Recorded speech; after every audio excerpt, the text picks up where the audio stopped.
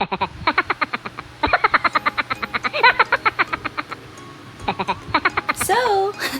hi! Welcome back to my channel. And for today's video, gusto ko lang mag-thank you sa lahat ng mga nanonood ng aking vlog. Anyway, about rin dito sa Cebuana. About dito sa Cebuana. Kasi ang topic natin ngayon is paano nga ba mag-withdraw using 24K card sa Cebuana. Okay? So, yun yung topic natin. Kung dati sa video ko na to, ayan, sa video ko na yan, withdraw using machine. And dito naman sa Cebuana. Usually, siguro naman yung iba dito talaga nag-withdraw. Kasi walang bayad. Wala siyang, tawag dito. Yun, walang bayad. Fee, wala kang babayaran. So, ayan. So, nagba-vlog ako nito. So, kung mapapansin nyo, yan may mga vlog ako ng Cebuana application, something like that. Kasi ini-encourage ko rin or gusto ko rin give an information to others para kumuha nito. Alam nyo kung bakit? So, sa murang halaga, makakapag-save na kayo. Yan, save, makakapag-ipon in Tagalog. And, ayun, kahit na yung initial deposit na tinatawag natin. So, syempre, kukuha ka nun. So, sa murang halaga, magkakaroon ka na ng card. And,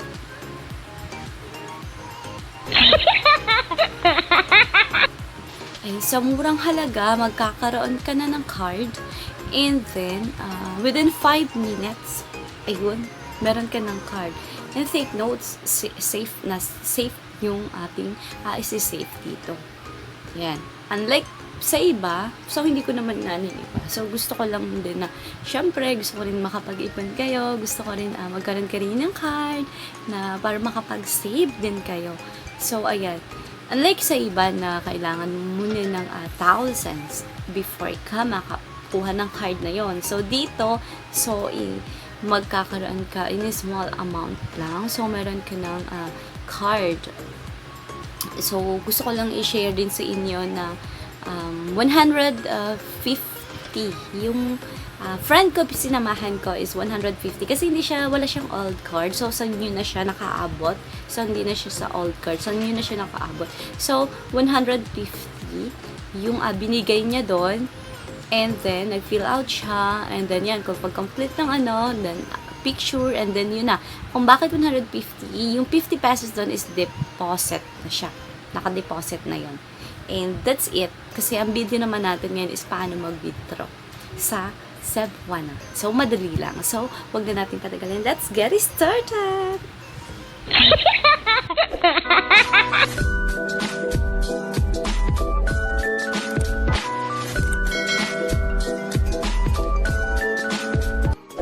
Sa una nating step, syempre pupunta ka sa pinakamalapit na branch nyo. So, syempre dun sa, alam ko naman na alam nyo na tong gawin. Alam nyo na tong gawin, especially dun sa may mga card na and aware na dito. Sa may mga card na, syempre alam na nila kung paano gawin to. And sa iba naman, like for example, wala pa kayong card. So, syempre, meron na kayong tips, diba, kung paano. Naghahang po yung sorry.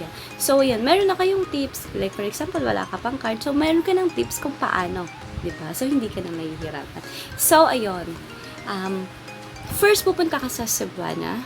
Ayan. Dala mo yung card mo. Ayan. Kung yan yung ganyang klase ng card. Ayan yung luma, old card, and then new card. Ayan.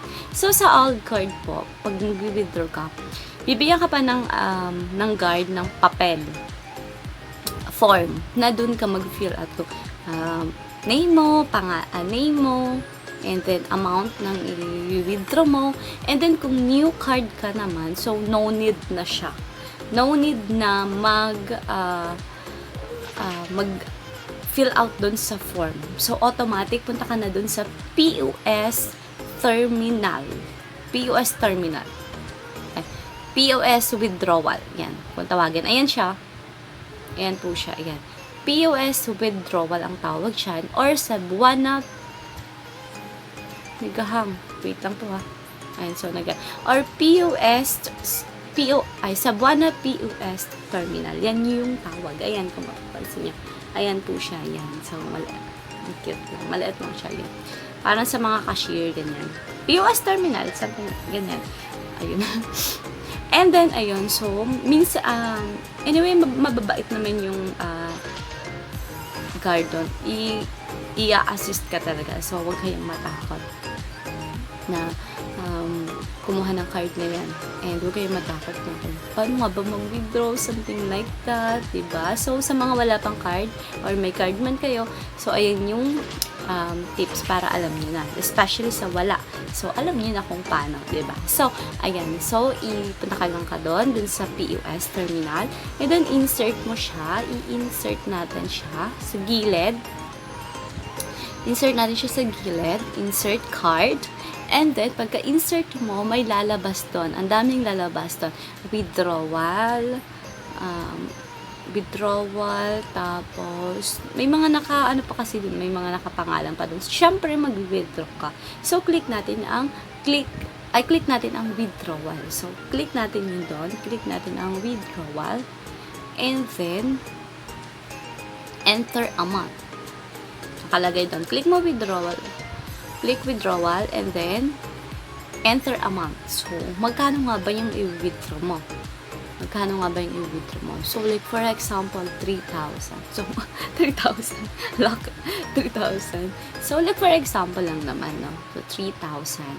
So, ayan. So, sa deposit naman is, I think, 200. At least 200. Yan. Na mag-withdraw ka. And then, ayan. So, ayan. Naka-input na tayo. Naka-enter na tayo ng amount. And then, next po natin, number 4 is input PIN. So, input PIN natin. So, ilan ba yung PIN natin? 6 digits yun. 6 digits yun. Siyempre, pag mag-input naman kayo, for ating safety, lang rin naman, syempre. Kasi, may camera din. May camera, diba? So, hindi naman sa pag-ano na i-cover din natin. Nakatulad lang din sa iba na pag nag-withdraw is kino-cover din. So, din i-cover din natin. For safety lang naman yan. Hindi naman sa arte yun. For safety. Kasi ako, kino-cover ko po rin talaga doon. So, ayan, no? So, enter PIN natin, yung 6 digit natin na PIN, enter natin. And then, pag-enter nyo ng PIN, piprint na siya. Magpiprint na siya. Ayan, ayan. While nagpiprint siya, ayan. So, ganyan siya ayan.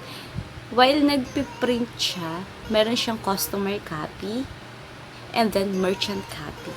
So, halimbawa, nakapag-enter ka na nung PIN mo, enter, and then magpiprint na siya. So, kung maunang mag-print yung customer copy, punitin mo na siya doon, and then yung merchant copy, next mo, enter mo ulit, merchant copy, ayan. And then, pagka, nakuha mo na yung dalawang resibo, ganyan siya kaliit, oh. Ganyan siya kaliit, yan. Yan. And then, yung merchant copy, ipipirmahan nyo. Merchant copy. Ayan, ganyan siya kaliit, yung ating, yung nagpiprint doon, ayan. Resibo. Ayan. Merchant copy and then customer copy. Dalawa yun. And then yung merchant copy, mag-aano ka, piparmahan mo siya. Yun yung piparmahan mo at ibibigay mo dun sa cashier, dun sa loob. So, ibigay mo na siya dun. And then, sobrang dali. Within 1 minute, wala pa nga yata, ibibigyan ka na ng yung amount na in-enter mo doon. So, ganun lang siya kadali. And then, pagkatapos noon, bibigyan ka na nung in-enter mong amount. Pagkabigay mo ng merchant copy dun sa cashier, so, waiting lang muna tayo. Kasi, ako that time, hindi naman ako total nag-wait kasi wala naman masyadong tao. Walang, dalawa lang kami doon. Nakapila pa yung iba. So, sa loob, dalawa lang. So, sobrang bilis lang talaga. So, ayun.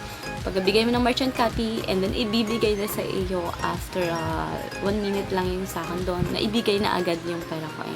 And just 1 minute or 2 minutes, something like that. And then, yun na. Ganun lang siya kadali. That's it.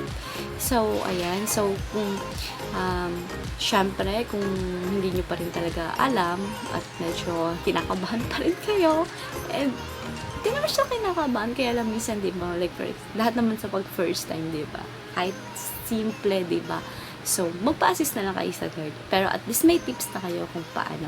So, yun lang po ang video ko na to, and sana may natutunan na naman kayo sa video ko na to, and don't forget to click bell button.